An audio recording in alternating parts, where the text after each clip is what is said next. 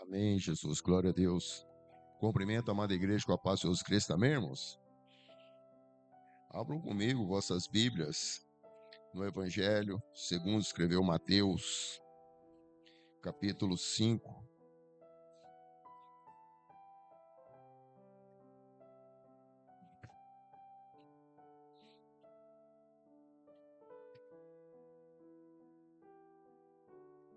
Mateus, capítulo 5.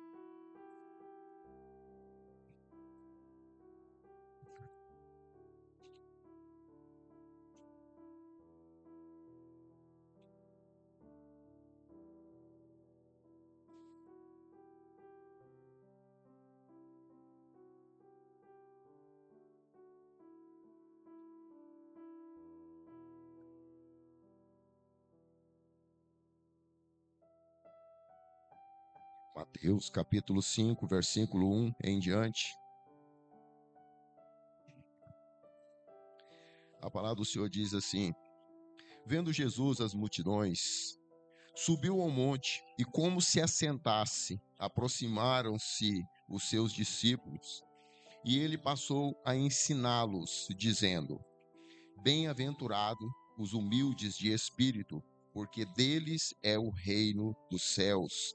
Bem-aventurados que choram, porque serão consolados. Bem-aventurados mansos, porque herdarão a terra.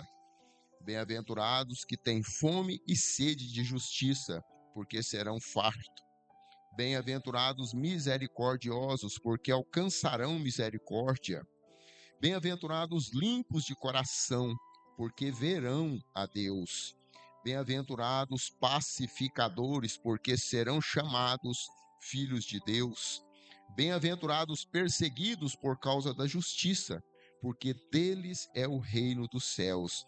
Bem-aventurados sois quando por minha causa vos injuriarem e vos perseguirem e, mentindo, disserem todo mal contra vós. Regozijai-vos e exaltai, porque é grande o vosso galardão no céu, pois assim perseguiram os profetas que viveram antes de vós. Amém. Os irmãos podem se assentar glorificando. Amém, Jesus.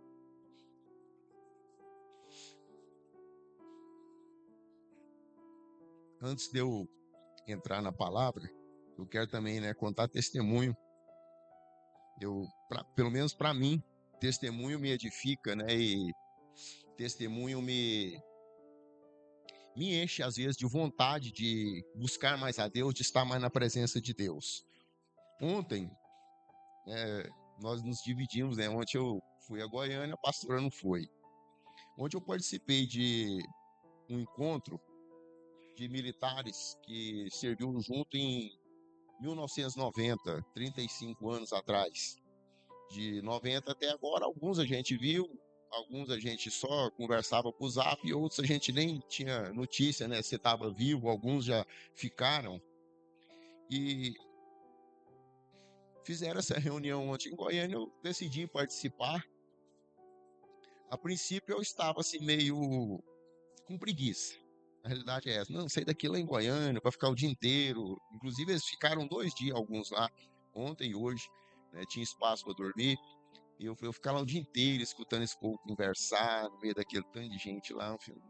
Eu sou um pouquinho antissocial, só um pouquinho, Mas aí teve uma pessoa que falou lá um áudio, E nesse áudio ele estava muito rouco. Você custava entender, Ele falou, não, eu não estou muito bem, mas em nome de Jesus eu vou estar lá. Eu conheci ele, assim, a gente conversa de vez em quando.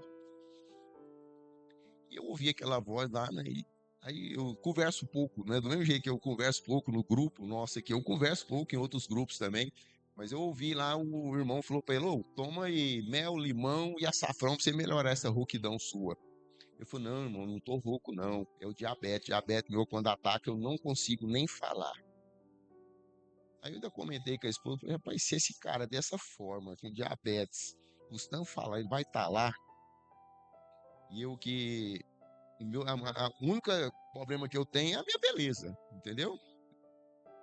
tem mais nada. Um probleminha de coluna, de vez em quando trava, dá uns dias melhor, igual hoje aqui, pode jogar bola, pode correr. Não faço porque senão vou humilhar os novinhos. Mas aí eu pus aquilo na cabeça e fui. Cheguei lá, eram poucos, né? De 100 que nós éramos, alguns ficou pelos caminhos, mas nós éramos somente 11 policiais, alguns levou famílias, né? E eu cheguei, eu sentei perto desse, nós éramos lá, de 11, nós éramos 6 cristãos, 3 pastores. Aí eu sentei perto desse rapaz, eu não vou citar o nome dele, né? Que talvez ele ouça, mas não vai importar, não. E conversando com ele, assim, cumprimentei todo mundo e comecei a ouvir a história dele. Porque às vezes a gente conhece as pessoas, ou a gente conhece só de fulano, não, é pastor da igreja e tal, mora lá do outro lado, pra lá, né? Mas você não tem intimidade. Aí ele começou a falar pra mim, eu falei assim, mas vem cá, por que você fala daquele jeito? Ele falou, não, porque a minha diabetes ataca e ultimamente eu nem não prego mais. Eu falei, não, mas me conta a sua vida. Aí tava eu, ele e mais um irmão do lado lá também, que é pastor, aí ele começou. Ele falou, vou começar do começo. Eu sofri 23 acidentes automobilísticos. Eu tinha caído de moto, eles estavam me levando para o hospital, o colega veio e me atropelou. Sim, pra vocês entenderem, o cara estava indo para o hospital porque tinha caído de moto, machucado, alguém veio e passou em cima dele, de carro. Então ele sofreu 23 acidentes. Ele fez cirurgia na coluna, ele tem válvula no coração, ele tem platina nas pernas, ele não tem sensibilidade na perna por causa da diabetes, ele já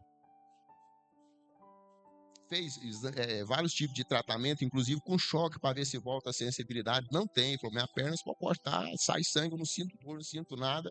E os meus 2 rins são paralisados e eu tenho uma deficiência que eu não posso receber um transplante. Eu falei, mas como é que você vive? Ele falou, eu faço 8 horas por dia de hemodiálise, 6 dias por semana. Eu posso escolher para me folgar o sábado ou o domingo. Todos os outros dias, na hora que eu chego da igreja, eu vou para a máquina e passo 8 horas da noite na máquina. Na hora que eu escutei aquilo, irmãos, minha cara caiu no chão. Eu vi o tanto que eu sou preguiçoso, o tanto que eu sou cozido. Que às vezes nós temos preguiça de atravessar a rua para cumprimentar alguém. Às vezes nós temos preguiça de ir na casa de alguém para poder conversar, para dar a paz do Senhor, para levar uma palavra. Aí a gente vê uma pessoa nessa situação fazendo a obra de Deus. Fazendo a obra de Deus. Aí a gente vê a pessoa assim, ele começava a falar, a esposa vinha, colocava a cadeira para ele sentar, que ele queria ficar em pé perto da gente, certo? A esposa põe a cadeira para sentar. Ele não dirige para tirar o carro de um lugar lá que estava lá. Eu tive que tirar o carro, colocar que a esposa dele carrega ele para cima e para baixo. E o homem sorrindo, alegre e fazendo a obra de Deus. Eu falei, gente, nós somos muitos preguiçosos. Preguiçosos. Porque nós temos saúde. Certo? Nós temos saúde. Quer dizer, fala assim, mas eu não tenho dinheiro, mas você tem saúde, irmão. Mas eu não tenho isso, irmão. Nós temos saúde. Nós temos Deus por nós. E o segundo, né, testemunho que a gente às vezes também, né, parece que a gente não confia muito em Deus. Há muitos anos atrás eu perdi uma sobrinha, filha do meu irmão, e eu orava, né, eu orava assim com muita impetuosidade, Senhor, cura ela, cura ela. E foi uma das primeiras vezes que eu ouvi a voz de Deus muito audível na minha cabeça, e ele falou para mim, vai ser feita a minha vontade. Na hora eu assustei, procurei, perdi, ela morreu, faleceu. E agora, deve ter uns 15 dias, o filho, né, o irmão dessa minha sobrinha, né, que é sobrinho também, ela é cristão, ele é esposa da Deus é Amor em Uberlândia. Aí ele mandou uma mensagem para mim para a gente estar orando para a filha dessa que faleceu, porque ela estava internada e o médico falou que era só milagre. Só milagre. Ele mandou uma foto dela, pela foto a gente quase que mata a pessoa, é a realidade. A gente vai fazer assim, só Deus, né? Não tem jeito não. Mas a gente ora, a gente colocou na presença de Deus, e agora eu estava saindo para a igreja, né? Eu vi a mensagem dele, a gente quase não troca a mensagem dele, apesar que ela teve que fazer uma tráqueo, né? aquele buraquinho para poder se alimentar. Ela está falando com dificuldade e está bem, entendeu? O médico falando para ela que se ela continuar alimentando, ela vai receber alta. Então isso para mim é milagre, é a mão de Deus, né? E aí minha cabeça roda nesse instante, irmão, porque assim, a gente vê pessoas na situação desse irmão, pastor, vê essa que está no lugar de sobrinha, né? Nessa situação, num leito de hospital, correndo assim, lutando para sobreviver, e nós às vezes cheios de vida, esmorecidos.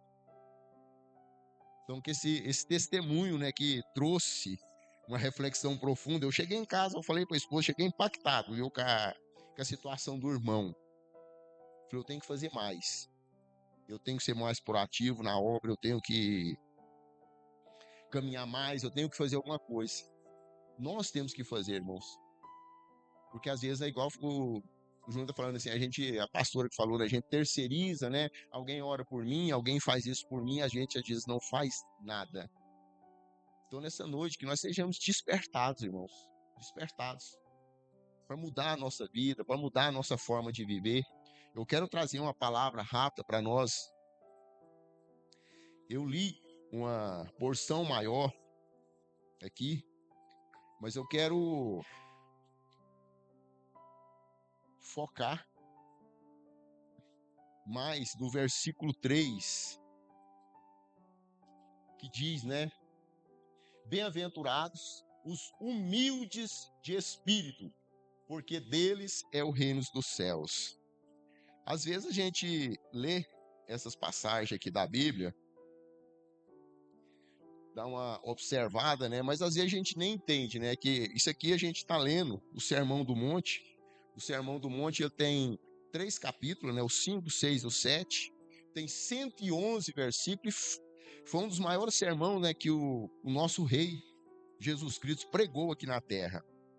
E quando ele fala de bem-aventurança, né, que ele começa aqui, bem-aventurado, né, a bem-aventurança, quando a gente vai buscar estudar sobre o que é uma bem-aventurança, a gente entende que é um estado de plenitude, de felicidade profunda, ou seja, é experienciada, né? Quando é algo experienciado é o quê? É algo que você experimentou, é algo que você testou, é algo que você viveu, entendeu? É algo assim, tipo assim, que te traz uma situação diferente na presença de Deus. Então, quando nós falamos de bem-aventurança, nós falamos assim do estado de plenitude, de viver na presença de Deus, de estar na presença de Deus, né? Porque nós chamamos também, né, de beatitudes, né? Ou seja, o que é essas beatitudes? É um estado de satisfação, de felicidade plena, é um estado de tranquilidade, quando você começa a viver realmente para Deus. Porque às vezes nós nos preocupamos, irmãos, demais, em excesso, com as coisas à nossa volta e esquecemos aquilo que a pastora leu aqui, que é buscar primeiro, né, as coisas de Deus, porque as demais nos serão acrescentadas. Mas aí quando nós lemos esse sermão, eu já li esse sermão várias vezes, já ministrei sobre esse sermão várias vezes, mas toda vez que eu leio, parece que todas as vezes que eu começo a meditar, né, que esse dia atrás eu preguei só os 2 primeiros versículos aqui, que falava de multidão, quando eu começo a ler, a pensar, a entrar, que eu gosto quando eu começo a ler, eu entro na história, eu quero saber o porquê que Jesus falou dessa forma, o porquê que ele usou esse primeiro, né, essa primeira frase aqui, ó, bem-aventurado os humildes. Por que ele falou logo em humilde primeiro? Por que ele usou a humildade, né? Mas aí a gente vê que isso aqui é algo que nós precisamos viver na nossa vida, né? Quando eu li isso aqui, fala que Sermão do Monte, a gente entende que é o quê? É um monte, né? Um monte de ordenanças, um monte de doutrina que Jesus deixou para nós. Esse monte é elevado, é um nível acima do que nós estamos vivendo ainda e que nós temos que subir, nós temos que escalar, nós temos que mudar, né, o patamar onde nós estamos. Então, assim, nós temos que entender, né, que nós precisamos contemplar esse sermão do monte aqui e nós precisamos mudar de vida. E essa primeira mudança de vida, ela tem que vir sobre nós da seguinte forma: nós entendermos que a mudança na nossa vida, ela não nós não conseguimos fazer ela nós mesmos, nós sozinhos, nós precisamos de Deus. Quando nós entendemos que nós precisamos de Deus, por que eu preciso de Deus? Porque essa passagem aqui, ela fala de reino. Quando nós lemos aqui no capítulo 4, versículo 17, diz assim, ó: daí por diante passou Jesus a pregar e dizer: arrependei-vos, porque está próximo o reino dos céus. No mesmo capítulo, no versículo 23, Jesus fala: Mateus fala: percorria Jesus toda a Galileia, ensinando na sinagoga, pregando o evangelho do reino. Então, o Sermão do Monte, ele traz para nós as doutrinas básicas, o nível que nós temos que alcançar para que nós possamos morar nesse reino, fazer parte desse reino. Nós temos que ter algumas mudanças na nossa vida, né? Nós temos que entender que existem algumas regras, né, que aqui nos é imposto, né? Bem-aventurados humildes, os que choram. Aí você fala, mas por quê? Não são regras que Jesus está colocando para nós, para que nós possamos entender o nível que nós estamos e o nível que nós temos que chegar. Ah, pastor, mas para mim servir a Deus, para mim estar na igreja, tem regra? Tem, irmão. Todo lugar que você for, existe regras. No seu trabalho tem regra, no meu trabalho tinha regras. Existe, eu não estou lá, mas existe. Às vezes nós não observamos, nós não prestamos atenção, né? Mas todo lugar que você for tem regra. Eu ouço agora alguns irmãos falar que ali na nutrição o homem pode usar barba. É uma regra.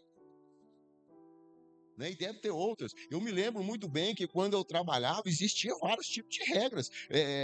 O nosso bom dia no meu local de trabalho era uma continência, o tratamento para com o superior seu é sim, senhor. Aí você fala, mas para que existem essas regras? Essas regras é para nos moldar, é para nos colocar num determinado patamar. Porque imagina, né? Os irmãos aqui acho que talvez conheçam um pouquinho, né? Mas o militarismo. Eu trabalhei algum tempo no militarismo, então assim, a gente fica imaginando. Fala assim, mas por que eu tenho que chegar em alguém e chamar de senhor? É estranho, não é? A gente às vezes fala assim, não, mas senhor é só Deus e tal. Não, irmão, são regras que é imposto para que nós mudemos o patamar, mudemos o nosso palavreado. Já imaginou eu chegar num coronel, no chefe lá? E aí, cara, bacana? E aí, velho? Como é que você tá? Então já é para evitar essas coisas que existem as regras. Então essas mesmas regras aqui, ó, essa formalidade, essa linguagem culta, ela é colocada também na Bíblia. Por isso que nós falamos que Deus é o nosso Senhor. É por isso que nós fazemos reverência. Por quê? Porque nós temos que subir de nível, irmãos. Porque da forma como nós, né, viemos aí do mundo, da forma como nós vivíamos no mundo, Deus não nos quer. Ele não nos aceita. Ele quer que a gente venha para a casa dele para ser admoestado, exortado, trabalhado, para que haja em nós mudanças. E essas mudanças a Bíblia sempre propõe. Então, a primeira coisa que fala aqui, né? Humildes de espírito, né? Mas quando eu fui ler aqui, eu entendi. Não sei se os irmãos já entenderam. Essa primeira bem-aventurança, ela não foi colocada como primeira aleatória. Quando Jesus colocou ali, ó, a primeira bem-aventurança é humilde de espírito. Por que ele não colocou ela lá no meio? Por que ele não colocou ela lá embaixo? Por quê? Eu pergunto isso, eu vou ler e falo, por que essa... É porque todas as outras que vêm depois dependem dessa. Todas. A primeira coisa que Deus requer de nós, né, através da palavra dele, através dos ensinamentos, é que nós temos humildade de espírito. Humildade de espírito. Se nós não tivermos essa humildade, nós não vamos conseguir entrar no reino de Deus. Como que eu vou possuir algo da paz de Deus se eu não tenho humildade? Eu não consigo ser humilde aqui na terra. Imagina lá eu chegar lá em cima. Ô, anjo, traz um cafezinho para mim, tá frio. Volta lá, esquenta. O ser humano é desse jeito. Você quer conhecer o ser humano, dá poder para ele. Eu trabalhei no meio de pessoas. Eu conheço. Entendeu? Você quer conhecer o ser humano, dá poder para ele. Eu já deixei pessoas fazendo a minha função e sair. Quando eu cheguei, os meninos falaram, pelo amor de Deus, você não sai daqui mais não. Fulano estava achando que era Deus, mandando nós para cima e para baixo. Então, essas regras, que a palavra de Deus traz sobre nós é para trazer resultado nas nossas vidas. E esse resultado é o quê? Essa beatitude, né, é quando nós entendemos o que é humildade. E humildade, às vezes, a gente pensa, né, fulano, ele é muito tímido, né, assim, a família dele é tudo humilde. Não, timidez não é humildade. Humildade fala de esvaziamento. Esvaziamento do meu eu, esvaziamento do meu ego, esvaziamento dos meus interesses. Porque às vezes nós não temos esse esvaziamento, nós não passamos por esse esvaziamento. Às vezes nós clamamos, né, dentro da igreja: ô Senhor, me enche, ô Senhor, me dá isso, ô Senhor, mas às vezes nós estamos com as mãos cheias, o coração está cheio. A própria palavra de Deus fala, né, que nós não podemos ser cheios enquanto nós fomos totalmente esvaziados. A primeira coisa, quando nós viemos para a igreja, quando nós nos convertemos, nós temos que ser desmundanizados. O que é isso, pastor? É tirar o mundo de dentro de nós. Quando a gente vem para a igreja, a gente traz tanta coisa do mundo. E se não for ministrado sobre nós, se não for falado, se não for pregado, se não for, às vezes, até desenhado, ó, irmão, não pode fazer isso aqui, que isso aqui está te tirando do céu. Nós começamos a achar que essas coisas que veio com a gente lá do mundo é normal, que a gente pode continuar vivendo com ela, que está tudo bem. Você pode continuar vivendo com ela aqui, lá não. Então nós temos que nos esvaziar, nós temos que passar por essa transformação. Eu acho interessante que o apóstolo Paulo, ele nos traz uma reflexão muito interessante, né? Quando ele fala que ele é o maior dos pecadores, a gente fica assim, mas por quê, né? Um cara inteligente, um cara estudado, conhecia a palavra de Deus, tinha uma intimidade com Deus, foi levado ao terceiro céu, viu coisas inefáveis, da qual não lhe era lícito falar. Aí você fala, o cara fala que ele é o maior pecador. É porque quanto mais próximo nós estamos de Deus, mais nós vemos os nossos erros, os nossos pecados. Quanto mais próximo você chegar de Deus, quanto mais intimidade você começar a ter com Deus, mais você vai ver que você está errado, que você precisa descer, que você precisa se humilhar, que você precisa se limpar. E é tão simples que eu vou dar um exemplo para os irmãos entenderem o que eu estou falando de estar próximo. Daí de onde o senhor está, irmão Dioclésio, o senhor consegue ver minhas rugas? Vocês entenderam? De lá onde até não vê as minhas imperfeições. Não vê. Mas se ele chegar aqui, ele vai falar assim, rapaz, pastor tá velho, estamos chibentinho. Entendeu? Tanto de ruga. Assim é nós. Enquanto nós estamos aqui numa certa intimidade com Deus, de orar uma vez por semana, de ir no culto uma vez por semana, de não nos consagrar, nós achamos que está tudo bem na nossa vida, que está tudo tranquilo, que não, está tudo bem. Só que na medida que nós nos aproximamos de Deus, na medida que nós começamos a nos consagrar, começamos a falar com Deus, irmão, a gente deixa de ver o pecado do irmão, a gente deixa de ver o pecado do irmão, o pecado do outro, e começa a olhar para dentro de nós. Nós começamos a olhar para nós, começamos a ver o tanto que nós estamos fazendo coisa errada, o tanto que nós precisamos mudar as nossas vidas. Nós começamos a nos ver. É tal qual, tipo assim, igual o irmão de lá, ele não está vendo, mas se ele chegar aqui perto, ele vai falar, mas pastor, só está cheio de imperfeição, tá? Assim é nós quando chegamos perto de Deus, por isso que nós falamos, mas a palavra de Deus fala para nós em Romanos 12, né? Não vos conformeis com esse século, mas transformai-vos pela renovação da vossa mente. Aí eu quero aproveitar, né? Tipo assim, ó, para que nós experimenteis qual seja a boa, agradável e perfeita vontade de Deus. Eu quero viver a boa e agradável e perfeita de Deus, mas eu quero me transformar, eu quero mudar a minha mente, eu quero mudar o meu pensamento, eu quero ser realmente um cristão, eu quero estar cada vez mais próximo do Senhor. Essa é a pergunta. Às vezes nós não queremos estar perto do Senhor, nós queremos viver de uma forma mais assim, né, largado para lá, mas com Deus não, irmãos. Nós temos que nos esvaziar, nós temos que nos limpar, nós temos que nos permitir ser transformados. A palavra de Deus fala para nós, não se põe vinho novo em odres velhos. Não põe, irmão. Às vezes eu estou querendo ser cheio, porque eu vou buscar, porque eu vou orar, mas coração tá duro, tá cheio de coisas do passado, o coração tá cheio de rancor, tá cheio de ódio, ainda tem o ego. Não tem como, irmão. Primeiro eu tenho que me esvaziar. Eu tenho que ser desmundanizado, tenho que tirar essas coisas de dentro de mim para que o Senhor possa reconstruir ou construir algo novo dentro de mim. E para mim passar por isso, né? Tipo assim, eu tenho que abandonar essas práticas antigas, irmão. Eu tenho que parar de xingar, eu tenho que parar de falar palavrão, eu tenho que tirar de mim o orgulho, a inveja, a gritaria. Eu tenho que tirar o meu eu. O que mais impede de eu me aproximar de Deus é o meu eu. Porque o nosso eu, né, ele traz para nós aquele sentimento de o achismo, né? Tudo eu sei, eu que sei fazer, eu resolvo. E com Deus não, irmão. Deus, ele quer que você e eu vivamos na dependência dele. É na dependência dele, não é no meu entendimento. Primeiro nós temos que passar pelo aniquilamento, nós temos que ser destruído, tirar de dentro de nós, todas essas mazelas, tudo isso que tem nos atrapalhado de aproximar de Deus, para depois nós sermos elevados. Para depois nós conseguimos demonstrar humildade. E sem essa humildade nós não vamos ver a Deus, irmãos.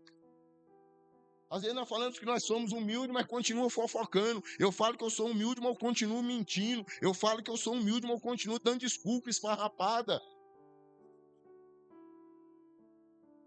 Isso não é humildade, irmãos. A humildade que Deus requer de nós é diferente. Eu tenho que abandonar tudo isso, meu, para me viver essa bem-aventurança. Deus não vai atuar na vida de alguém cheio de si mesmo. Enquanto eu estiver cheio de mim mesmo, Deus não vai atuar na minha vida. A palavra de Deus fala que Deus se opõe aos orgulhosos, mas concede graça aos humildes. Uma das coisas mais difíceis da gente tirar da gente é o orgulho, né? O orgulho. Nós corremos o risco de, às vezes, né, descer por causa do nosso orgulho. Ah, mas feriu o meu orgulho. Ah, porque fulano feriu. É porque... Que orgulho, irmão. O orgulho só precede a queda. Nós temos que nos esvaziar, nós temos que permitir que Deus trabalhe em nós.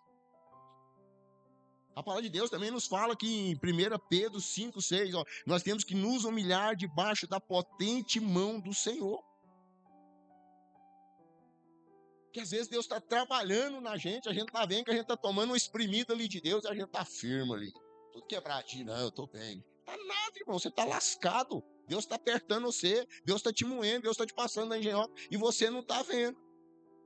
Ou talvez até está vendo, mas pelo orgulho, né? Não, estou na santidade. Comigo está tudo bem, não está acontecendo nada. Não tem nem perna mais, tá só um pouquinho de madeira aqui dentro do sapato, sabia? Não, eu tô bem. Tá nada, irmão. Deus tá te pegando, tá te moendo. Presta atenção. Às vezes eu falo, os irmãos parece que não entendem. Irmão, as coisas começaram a sair do eixo na sua casa, no seu trabalho, na sua vida, nas suas finanças. Procura onde é que está a sua brecha. Procura. Procura o que você está fazendo de errado e começa a orar. Senhor, me mostra. Senhor, eu quero consertar. Mas tenha um coração determinado para consertar. Seja humilde diante de Deus. Fala, Senhor, eu quero consertar, eu quero mudar de vida. Porque às vezes tem pessoas que falam, né? Não, é porque eu sou humilde assim. Não, irmão, Deus conhece. Fingimento para Deus não resolve nada. Alguns falam, né? Ah, porque fulano chorou. Ah, lágrima de crocodilo, né? Resolve. Com Deus é 880. Tem coisa que engana engana os irmãos, né? Mas Deus não engana, irmãos. Nós temos que ser verdadeiro, verdadeiro.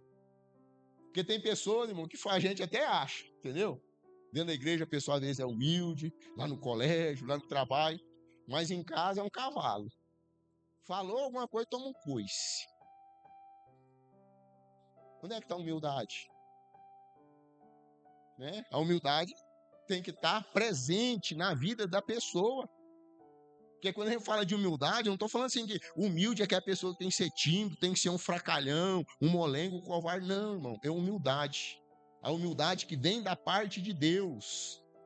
Tem diferença em expressar a minha humildade diante de Deus e diante dos homens. A minha humildade diante dos homens pode ser só de calar. Dependendo da situação, eu só me calo. Mas diante de Deus, não. Diante de Deus, eu me ajoelho, eu choro. Certo? Eu me acabo diante de Deus. Porque eu sei que é Ele que tem poder para poder me transformar, me mudar. E eu tenho visto que muito pouco, assim, irmão. Um cadiquinho assim, mas eu sei que Ele já me mudou. Como diz, né, Tiago Brunet, eu não sou quem eu quero ser, mas eu já não sou quem eu era. Entendeu? Eu não sou mais quem eu era, eu sei quem eu sou. Porque quem eu era, eu tenho medo de quem eu era. Então nós temos que entender essa parte de Deus, porque nós vivemos, irmãos, num mundo de positividade tóxica. O povo tem um negócio, né? A positividade tóxica, né? Ou seja, o mundo, ele nos doutrina, o mundo doutrina os velhos, os novos, homem, mulher, criança, o mundo doutrina todo mundo, através da televisão, através de fala. Então, assim, nós somos doutrinados todo dia com essa positividade tóxica, que, né, ó, você vai vencer. Será?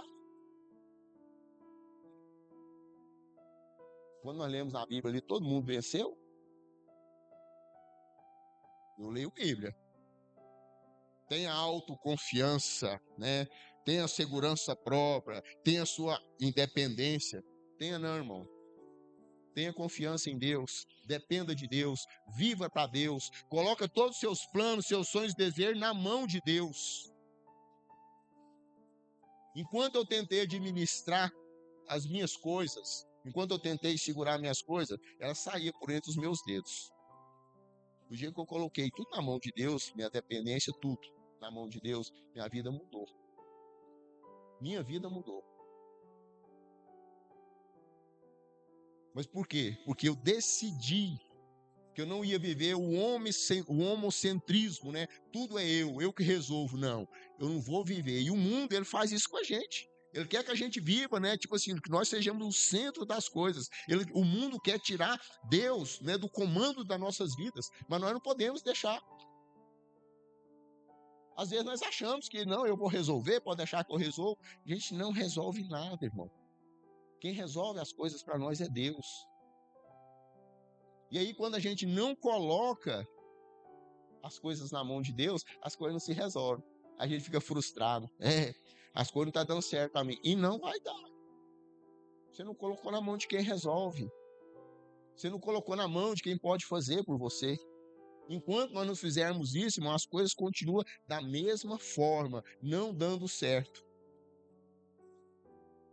Jesus foi para nós um exemplo vivo, né, quando ele viveu aqui na terra, de humildade. Embora sendo Deus, ele vivia na dependência da oração ao Pai. Tudo que ele ia fazer, ele falava com o Pai. Ele não resolvia as coisas por si próprio, embora ele pudesse, sendo Deus, mas ele não fazia. Tudo que ele ia resolver, ele colocava diante do Pai. Ele vai ressuscitar lá. Pai, obrigado por o Senhor ouvir minha oração. Eu podia chegar lá, estralar o dedo e falar, sai logo lá, não dá trabalho não. Não, entendeu? Por que ele fazia assim? Para nos dar exemplo. Esse dia nós estávamos falando aqui sobre, né, a crucificação de Cristo, no sentido agora, né, até da humildade. Eu falo por mim. Talvez hoje, né, sabendo a história, talvez eu fale, não, eu vou ficar aqui firme. Mas qual de nós que tivesse pregado ali na cruz, com poder, e alguém lá embaixo debochando? Rapaz, se você tem poder, salva a ti mesmo, rapaz. Desce daí. Qual de nós não disse e dava uma tijolada? Hã? É uma verdade. Nós não temos poder nenhum e às vezes determinada pessoa se levanta e você fala, se eu desse conta, você ia ver, viu? Mas eu tenho ciência, né? Até às vezes eu falo, Deus não vai massacrar ninguém, Deus não vai passar ninguém na engenhoca, Deus não vai apertar ninguém por causa de mim. Não precisa esperar, nem por causa de vocês. Ele faz a hora que ele achar que ele tem que fazer, mas porque eu quero, não. Então nós temos que aprender, irmãos, ter essa humildade nas nossas vidas, né? Que quando nós temos essa humildade, irmão, a gente começa a viver de uma forma diferente. Porque às vezes nós não queremos fazer, mas nós temos que fazer determinadas coisas. Amém? Que nós possamos, irmãos, começarmos a ser mais humilde. E o primeiro lugar que eu quero convidar a igreja, tanto os homens, as mulheres, os jovens, né? É em casa. Começa sendo humilde dentro da sua casa. Começa sendo humilde com a sua família. Começa tratando sua família de uma forma diferente. Eu tenho certeza que Deus vai te abençoar. Amém? Então vamos para casa em nome de Jesus. Senhor Deus, Deus de poder, Deus de graça, Deus de misericórdia. Pai, eu quero te agradecer. Agradecer o Senhor pela oportunidade que o Senhor nos deu de ouvir a tua santa e inerrante palavra, Pai. Pai, de estar na presença do Senhor, de louvar o teu santo nome. Pai, de participar da ceia, Pai, a ceia do Senhor, juntamente com cada um desses irmãos, Pai. Pai, agora eu quero te pedir que a poderosa mão do Senhor, Pai, esteja sobre a vida e o lar de cada um desses irmãos, Pai. Pai, em nome do Senhor Jesus, aqueles que não estão aqui, Pai, que o Senhor esteja alcançando-os agora, Pai, em nome do Senhor Jesus. Traz renovo, Pai, traz direção, Pai. Pai, em nome do Senhor Jesus, traz mudança nos nossos lares, Pai, na nossa família, na nossa mente, no nosso coração, Pai. Os corações endurecidos só vai amolecendo, Pai. As mentes cauterizadas só vai limpando, Pai, vai tirando essa cauterização para que nós possamos pensar, para que haja mudança na nossa mente, no nosso comportamento e na nossa forma de viver. Nós te pedimos, Pai, porque sabemos que o Senhor pode todas as coisas, e é o nosso clamor nessa noite. Nos molda, Pai, nos transforma, Pai. Faz de nós, Pai, homens e mulheres, servos do Senhor, Pai, que viva na presença do Senhor, guiado e direcionado pelo Senhor. Pai, eu quero te pedir em nome de Jesus, da mesma forma que o Senhor nos trouxe em segurança até aqui, nos leve em segurança para os nossos lares, nos dê uma noite tranquila, uma noite de revigoramento, Pai. Eu te peço em nome do Senhor Jesus, Pai, que a misericórdia do Senhor venha se renovar em nossas vidas até que o nosso Senhor Jesus Cristo volte, Pai, em nome de Jesus. Em nome de Jesus, em nome de Jesus. Que o amor de Deus, a graça do nosso Senhor e Salvador Jesus Cristo, a comunhão e as doces consolação do Espírito Santo do Senhor repouse sobre nossas vidas, sobre o nosso lar, sobre a nossa família, não somente hoje, mas para todo sempre. Quantos creem, digam amém. O culto está encerrado em nome de Jesus.